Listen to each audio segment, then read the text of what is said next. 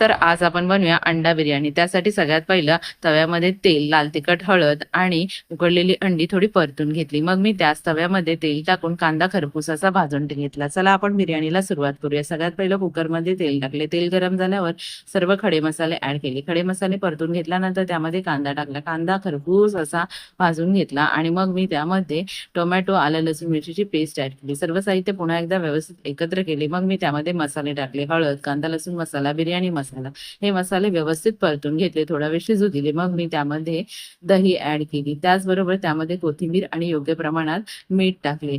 त्यानंतर मी त्यामध्ये भिजून घेतलेले तांदूळ ॲड केले. तांदूळ व्यवस्थित परतून घेतले आणि मग योग्य प्रमाणामध्ये पाणी ॲड केले. त्याचबरोबर मी आपण खरपूस असा भाजून घेतलेला कांदा सुद्धा ॲड केलेला आहे.